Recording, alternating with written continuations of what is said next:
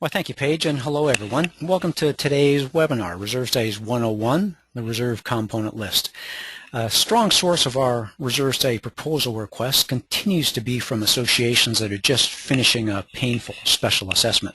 That's unfortunate, and those special assessments happen because components either weren't accurately included in the Reserve Study or the association failed to adequately fund for those components. Today's webinar is going to focus on that first problem, making sure you're getting all the right components on your reserve component list. Now, to help, I'm going to start off today's program with the big picture, the three types of expenses an association typically faces.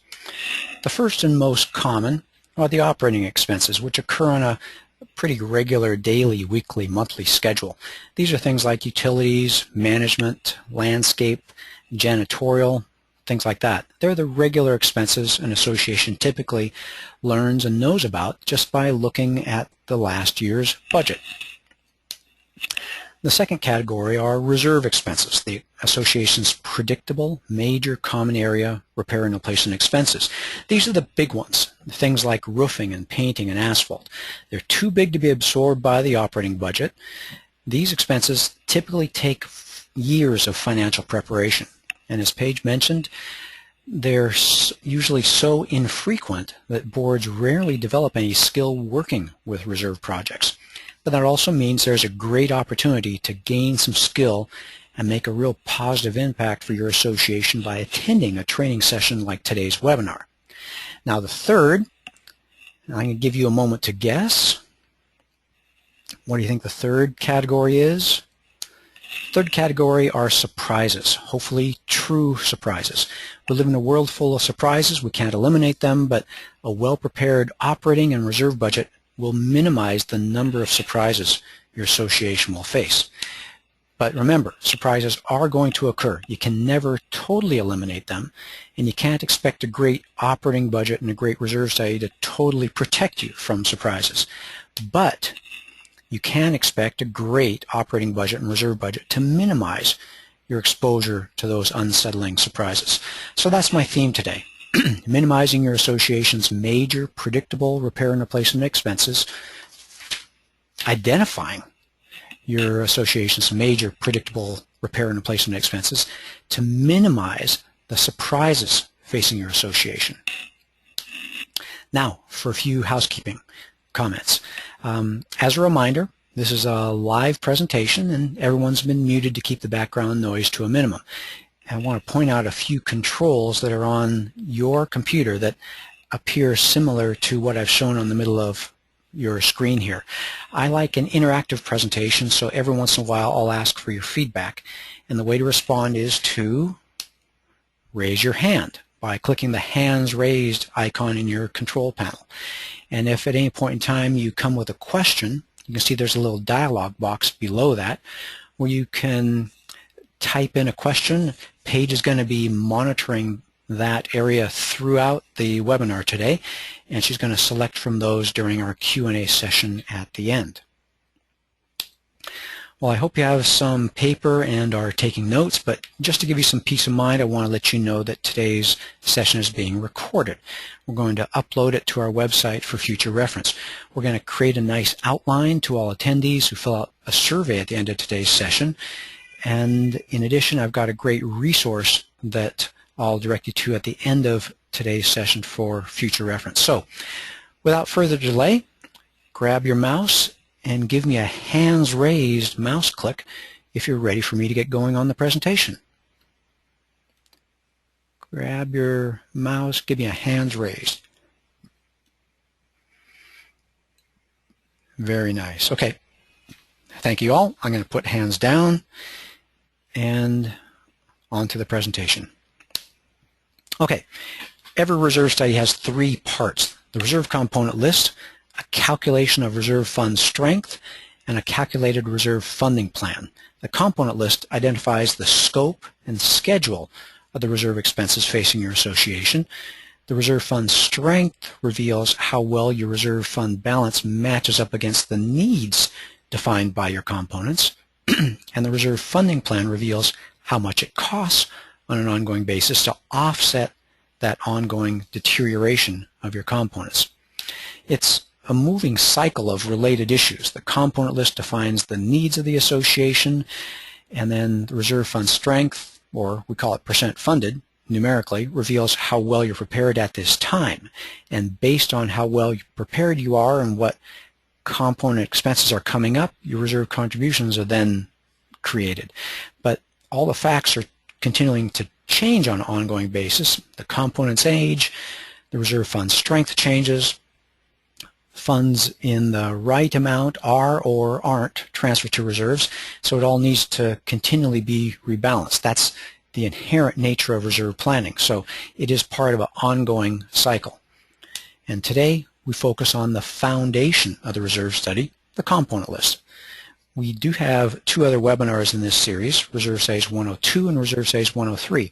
We've done them before, and they're available online actually right after today's session if you want to watch them. But like this Reserve Studies 101 program, we expect to update those two later on in 2015 to give everyone a nice fresh new educational series before the end of the year. Well, it's not just Robert giving his opinion here, it's not just the Association Reserve's way of looking at things, but there are National Reserve Study standards that guide what we do in this field. They've been around since 1998. So this is general information you'll be able to use, information that you can apply across the board with the associations you manage, or if you live in an association now, at the next association that you live in. So this is nice National Reserve Study standard principles. And here's where we get to the main focus of today's session. National Reserve Study standards have been a stable and repeatable fixture in our industry, as I indicated, for quite some time now, and they give us a four-part test to determine which components and projects are to be included in your reserve study. And here's the test. 4 parts, and if you're taking notes, this is a key page. So to be appropriate for inclusion in your reserve component list, a component or a project needs to pass all 4 elements of this test. Starting from top left, it needs to be a common area maintenance responsibility. That means not private property or owned or maintained by another entity like the management company, utility company, developer, something like that. Second, it needs to have a limited useful life. It can't be something that is expected to effectively last forever. Third, it needs to have a predictable remaining useful life. If you can't anticipate it getting to a particular point in time when it will need to be replaced, then you can't put a number on it. And by definition, it becomes a Category 3 expense. It becomes a surprise. You can't plan for surprises in the reserve budget. And finally, the project needs to be above a minimum threshold of significance, something that are above what can easily be absorbed into your ongoing operational budget. If it doesn't pass all 4 elements of your 4-part test, or this 4-part test, it shouldn't be in your reserve study. You can see that what this is going to do is sift reserve project into those that are common area maintenance responsibilities with a useful life, with a predictable remaining useful life, and with a significant, to your association, repair or replacement cost. So it's not a master checklist like some people think. And that's important because any master list that anyone would try to create is always going to miss some possible components. And each company, each reserve study competitor would be trying to outdo each other with news about the detail or length of their checklist, and that totally goes off the table. It's a very simple National Reserve Study Standard 4-part test. And that gives us stability in this industry because a national 4-part test can be applied to all associations. Nice new townhomes like you see in the picture here, high-rise associations, older associations, and exotic or resort associations. And since reserve expenses are inevitable, it's important to face the facts and get it right and get prepared. This means getting all the appropriate components on your component list so you're not surprised by projects that should have appeared in black and white on your reserve component list, like a roof project, something that deteriorated in plain sight, right on schedule, over the last 20 years or so. Now, I'm also going to show you how to avoid cluttering your reserve component list with projects that are most appropriately falling through the cracks and appropriately handled in your reserve budget. You don't want to bloat your reserve component list with projects that should be in the operating budget. So with this 4-part test, you can walk around your association and test what you see to determine if it's appropriate for reserve funding. So walk with me through this next series of pictures. When I see this picture, I see a number of possible components: roofing, stucco painting, wood trim, sidewalks, maybe tree trimming, maybe asphalt if it's private streets. For each of these, you need to ask yourself if the asset's a common area maintenance responsibility with a limited life, with a predictable remaining useful life. I'm counting on my fingers here. And number 4 is above the threshold of significance. It's not a matter of checking it against a checklist, because there isn't any master checklist. Start practicing using the 4-part test. For example, this picture shows some air conditioning condensers outside the units. At this association, the governing documents say the condensers are private property, so they fail test number 1 and shouldn't appear in the reserve component list. Pretty simple. Another association here, this picture is of concrete underground parking. This surface is effectively life of the building, expected to last practically forever. So because it doesn't have a limited useful life, it fails test number 2 and shouldn't appear in the reserve component list. Look at this picture. It's a garage floor sump pump. This is a pump that moves water up from a catch basin at the low point in the garage and pumps it up to the street level drains. When I was here on my site inspection, nobody knew if it ever ran. Of course, they're not in the garage on a rainy day listening down at the sump pump area. And the maintenance man said he never replaced it in the 10 years since he's been there. And since something like this typically has a useful life of about 10 years, it's reasonable to expect that the remaining useful life is close to 0. So, while we don't have a hard and fast number to use, we know the figures well enough to get pretty close. So we'll select a nice low number like 0 or 1 for the remaining useful life, and we can anticipate its replacement in the near future in the reserve component list. So you don't have to have an exact number. Now let's go to the roof of that building. On this flat roof is a small top-story hallway ventilator fan. You can see some rust on the housing, on the outside components, but inside is a simple motor, a fan, and a belt. The same maintenance man fixes these ventilator parts as needed as minor operational expenses. So components related to this ventilator fail test number 4 and shouldn't appear in the reserve component list. Okay, everyone with me? Give me a hands raised if you're starting to see how this 4-part test works at associations. Click me a hands raised. Very good, very good. Okay, I've got everyone with me. Okay, I'm going to put hands down. Okay, now that you've seen how the 4-part test works on a few easy components, let's take it up a notch and show you how to apply it in some tougher situations. Okay, here's a photo looking at the ceiling of another underground garage. This association has put some sheet metal gutters under areas of the piping and the ceiling there because of leaks. Follow with me as I go through my thought process. Is plumbing a common area maintenance responsibility? Yes. Does it have a useful life? Yes, as it's clearly deteriorated and failing. Does it have a predictable remaining useful life? Yes. In fact, I believe it probably hit 0 a couple of years ago when they started putting in those gutters. And do you expect a repiping project like this to be above a minimum cost? Absolutely. So I'd expect repiping like this to be very expensive and repiping the garage area appropriate for reserve designation. Now, let me take you back 10 years with no evidence of leaks. Could they have known? Possibly. Would it have been appropriate at that point in time for them to plan for this? Well, without a useful life number and without remaining useful life, it still becomes a maybe asset. And maybe 10 or 15 or 20 years ago, still maybe as far as should they reserve for it in reserve. So it's not always something you can anticipate the entire useful life. And here's a picture of a hillside that just experienced a slope failure.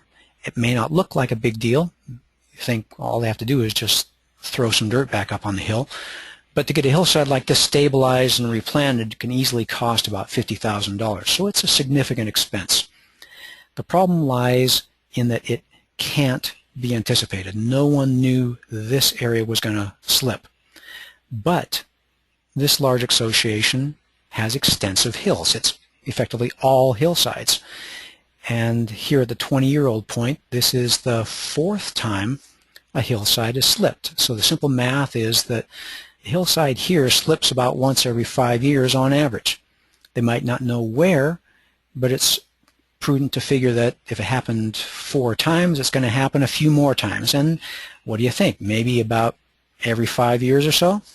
So we can include hillside slippage repair because it is a common area expense with an estimated 5-year useful life, and since they've just done it, we'll estimate 4 years until the next one, and a $50,000 repair cost. Not exact, but it identifies and acknowledges the real trends at their association and is surely going to save them from being financially unprepared and surprised next time it happens. Okay, so now you know which components appear on the reserve component list, which ones don't, and why. You've seen how they get added, how much you need to know, and sometimes how they should slip through and not appear on your reserve component list because they're too small, too inexpensive, or maybe you just don't know. And I want to slip in a reminder here. There's no maximum year limit. Obviously, predictions as we're looking forward get fuzzier the further you go out into the future. But if there is a major project that's significant and predictable, it's totally appropriate to add that to your reserve component list. So there's many associations that have reserve components on the reserve component list with over a 30-year useful life and possibly even over a 30-year remaining useful life. So what do we do with this? Well, the next question is, what do we gather about each component? For each component, in addition to a clear description of the project, good practice is to not just say something like fence. It's better to list it as fence replace or fence repaint. You always want to have a good, clear definition of what the project is. We need to collect the following information. Anything that's particular and identifying.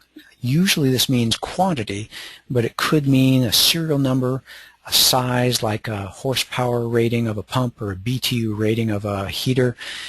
And then, of course, we get the useful life estimate together, the remaining useful life also in years, and the current replacement cost.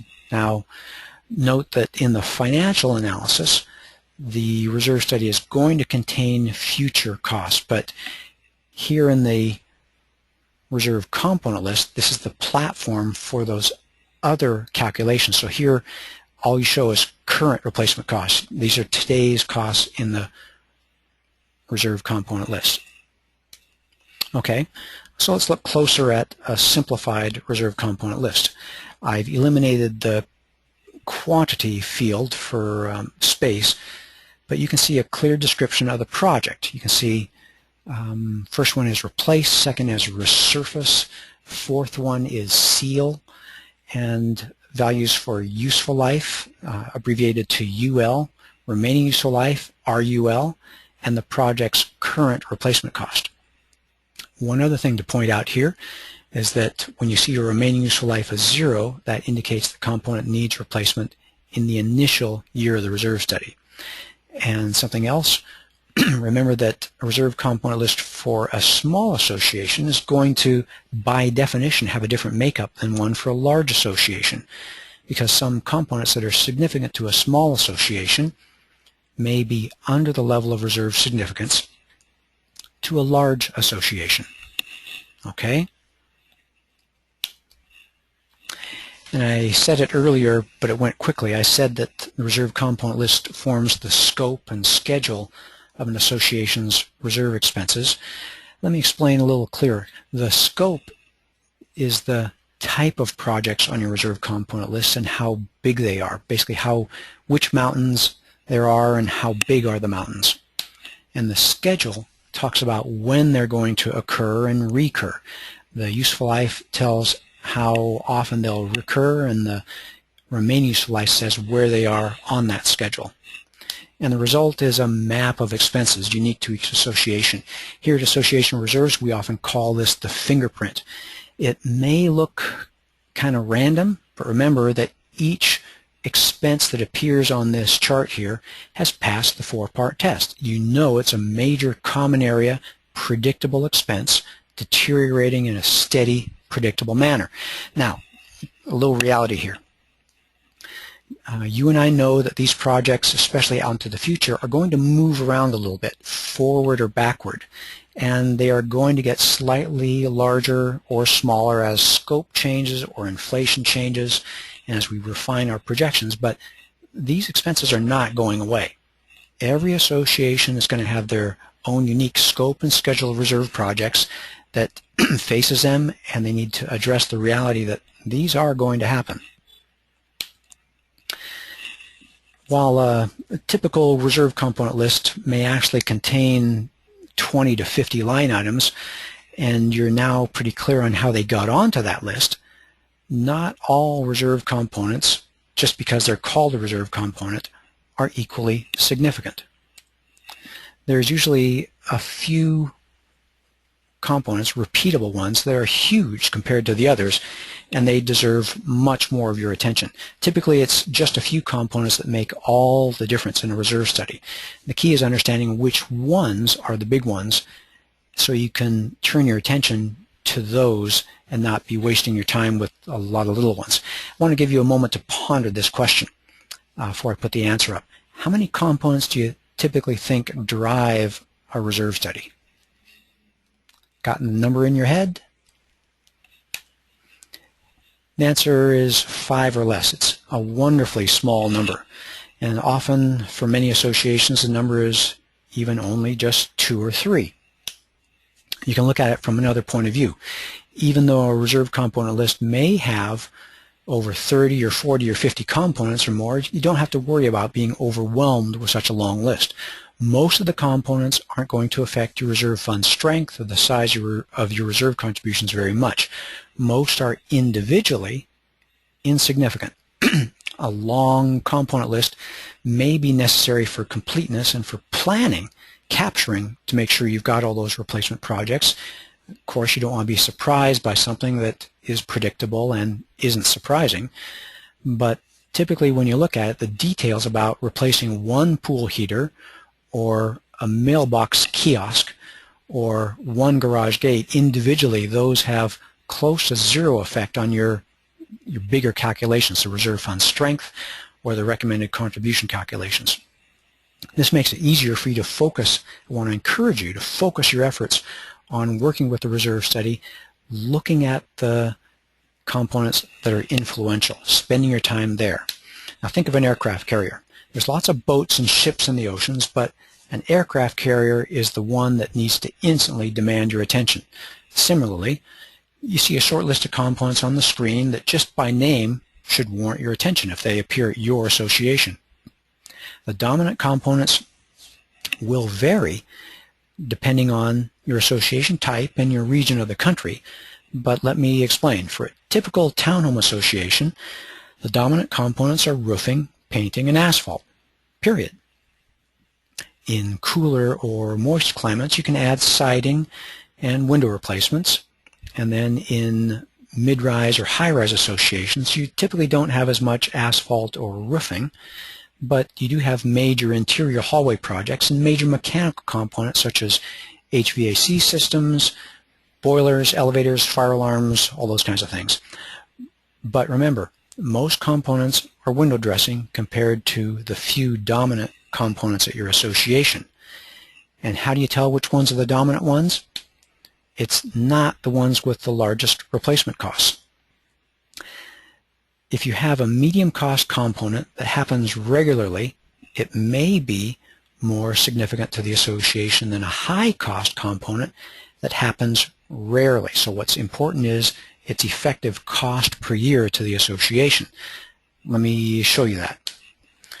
If you have a big elevator project, $100,000, but it occurs just once every 20 years or so, and I've rounded the numbers here just to make them easy, let's compare that to a $50,000 repaint project that you have to do every 5 years. The elevator project boils down to being of value to the association of about $5,000 a year. But the painting project, $50,000 over 5 years, that hits the association at the rate of about $10,000 a year. So you can see that even though the $50,000 expense is clearly lower than the $100,000 project, it's more important by a factor of 2. It's twice as important to the association. It's twice as significant to the association than that larger expense component. Okay, time to address some reality, how we work with the component list with additional projects. I started making this list and it actually got real long, so I trimmed it down to, what do we see here, the 7 on the screen. So I've selected these 7 just as a few examples to help you get through the webinar and to see how we make this work at associations, quite possibly just like yours. So before I jump into this last phase, again, grab your mouse and give me a hands raised if you're ready to see a little more reality. How to make decisions about maintenance, how much detail to go into. And maybe I should have said this earlier. Thank you all. I'm going to put hands down. I'm not really expecting to train you to be a reserve study provider. I'm hoping that you can pick up some knowledge here and some wisdom so that you can be a better leader at your association. You can look at your reserve study and see how it was done and why, and perhaps understand some of the nuances of what's going on in the reserve study. Okay, phased assets. What do you do when, because of different construction dates, you have 2 or more different remaining useful life values for the same thing? Okay, this is an association here built in 3 phases, 3 different years. They have 1 roof type, but how do they, you can't say a remaining useful life of 12 to 15 years. You need to, remember that 4-part test, you need to pick a specific remaining useful life. So what do? You create multiple components, each with its own remaining useful life. Okay? Don't fear making multiple components for the same asset. Okay, and suppose you have a whole lot of something. Maybe you have miles of perimeter fencing. Maybe you have thousands of square feet of sidewalk. Those are a couple of common examples. You may have local factors like sprinklers, trees, traffic patterns, vegetation, and you just realize that every couple years, every 5 years, you're spending a big chunk of money replacing some of this asset here or there or somewhere else. You never know quite where. Well, this is a tremendous opportunity for what we call an allowance, or a partial replacement. This is where the asset is generally in pretty fair shape. You just want to keep on top of it, and you determine, looking at your association's history, or you can get some counsel from a reserve professional, how much you should be setting aside for how often. So if you've been doing $10,000 worth of perimeter fence replacement every 5 years, by all means create a reserve component in that amount. And if you have a actually kind of normal sized community association, maybe you're spending a couple $1,000s on sidewalk replacements every other year because a tree roots cause it to lift and crack. that's a great candidate for a reserve component. Now, if you're easily absorbing that into your ongoing operational budget, great. But these are opportunities to capture these projects that span multiple years, capture them, identify them, and plan for them. Okay, maintenance. Most components need normal maintenance. Carpet needs to be vacuumed and shampooed. Gutters and drains need to be cleaned, all normal things. Normal maintenance should be funded through your operational budget. But some major components, like the rooftop chiller shown in the picture, they need significant scheduled maintenance. Now, let's talk about this component. Its replacement cost is about $100,000 a year, and you want it to get to that 20-year point. And you can get it to that 20-year point if you do a significant $20,000 refurb project at the midpoint, at 10 years. And so, create a reserve component for that. Create a refurbishment project right at that midpoint so it gets done on time, so you preserve that $100,000 asset and maximize its useful life. The most common way we see some of this maintenance cycling happening is in the painting of wood fences. If you paint a wood fence, arguably maybe every 5 years or so, that wood fence is likely going to make it all the way out to 20 or 25 years instead of failing at the 15-year point. So you can have multiple reserve components, I should say multiple reserve projects for the same physical asset. And that's just using that 4-part test. If you know common area maintenance responsibility, you know the life cycle, you know when it's going to occur, the remaining useful life, and you know a significant replacement cost, by all means, create a component for it. And how much detail do you go into? Look at this rec room picture. You got a pool table in the middle, you got carpet, painted walls, light fixtures, furniture, a chair type on the left, a chair type on the right. You can't see, but there's bar stools and a kitchen off kind of to the right around the corner. What's appropriate? Well, my encouragement is to not piece things out individually, separating things like chair A from chair B and bar stools from the sofa, all that kind of thing. I recommend thinking along the lines of that 4-part test. If something has the same useful life and the same remaining useful life, if they're logically meant to be done at the same time, like it's wise to do the carpeting and the painting at the same time, by all means group them together. Same with different types of furniture. So bundle them together into one component where it makes common sense. There's no benefit to piecing things out individually, just creating more reserve components to track. Sometimes we say here there's no prizes awarded for associations with the most reserve components. That's not something you want to try to strive for. And what do you do about insurance deductibles? Some areas of the country have some pretty significant exposure to insurable losses like hailstorms, flood, or earthquakes. I've shown fire damage here, but do you reserve for the deductible in these types of projects? Well, going back to the 4-part test, the answer is no. And why is that? Give you a moment to think about it. Because it fails both the useful life test and the remaining useful life test. These expenses, insurable losses, don't happen on a predictable useful life cycle, and you can't predict when they'll occur. So these expenses are true surprises. That's what, unfortunately, does tend to happen at associations. But they are true surprises. They're not expenses that you can capture in your reserve study. And here's a common question.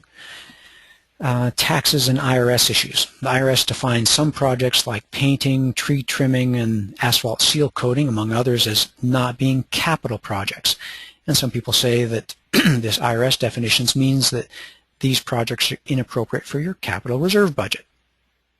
But I want to encourage you that that's not the right way to look at it. Prepare your taxes according to IRS regulations and prepare your reserve study per National Reserve Study standards. Let's look at it. If your building is a common area, if building painting is a common area maintenance responsibility, if it has a well-defined useful life, a well-defined remaining useful life, and is above a minimum cost of significance, it's a reserve component. no matter what the IRS says.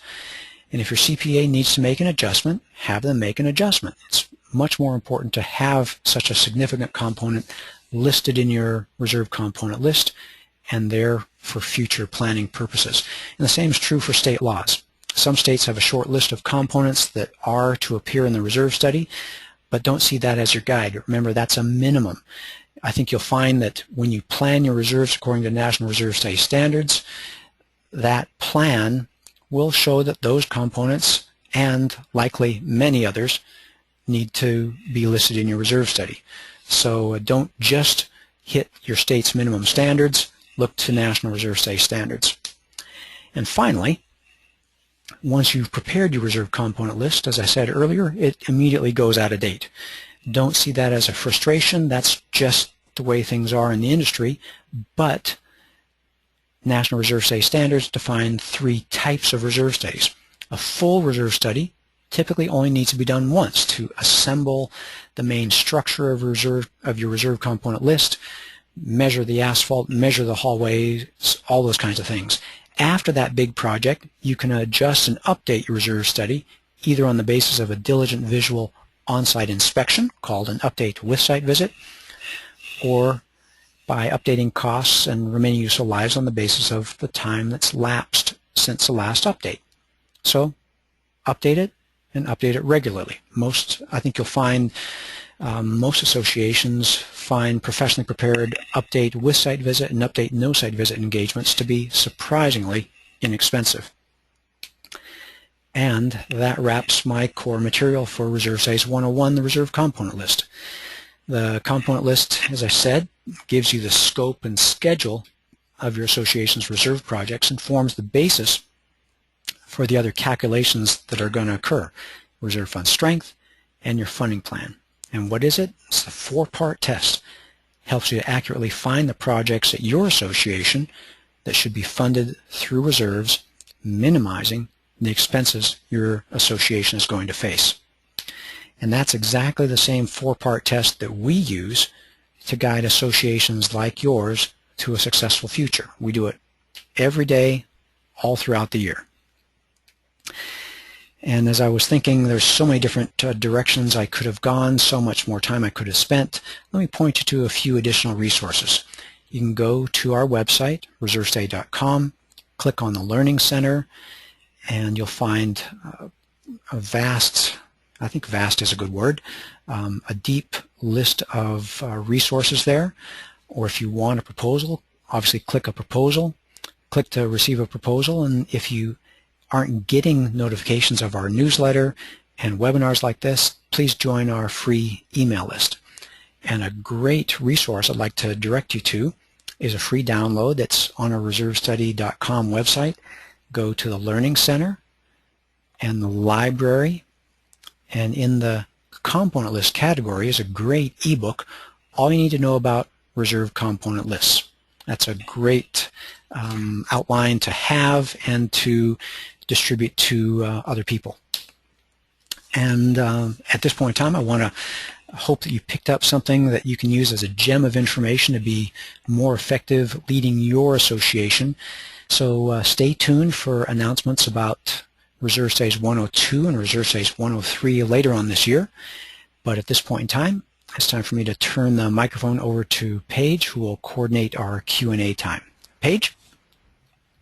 Thank you, Robert. As I mentioned earlier, if you have a question, please type it into the question box at the bottom of your control panel.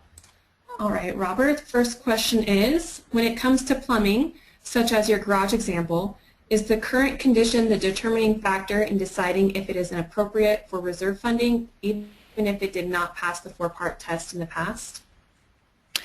That's a great question. When it comes to plumbing, we often spend some time with the association's plumbing vendor to gain some additional insights. That helps us know if there's more coming down the road, there's pinhole leaks there, there's blockages somewhere else.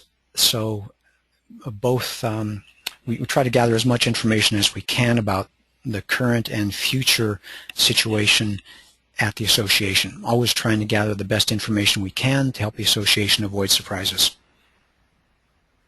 Great. Next question is, What is a good threshold to use to decide between a minor operating expense and a reserve expense?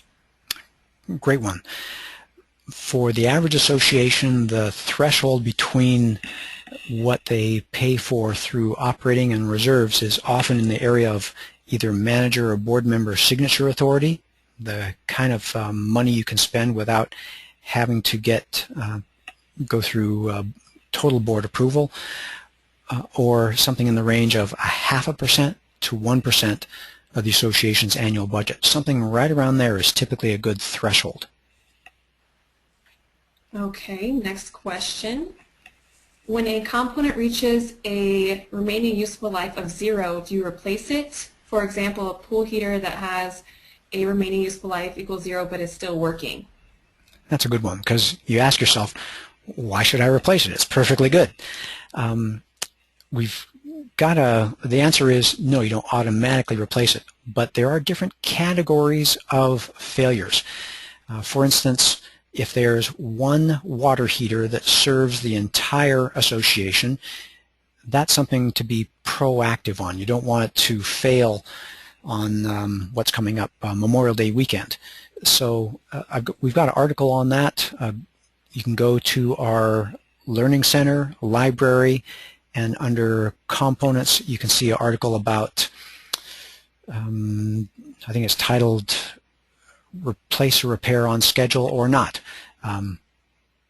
We have the nice 5 categories of failure types and what to do about them. Okay, great. We have time for one last question, and that is, would landscaping projects go into reserves? They can. Think about it with me. If it fits the 4-part test, yes, but not if it's accomplished as part of the ongoing landscape maintenance contract.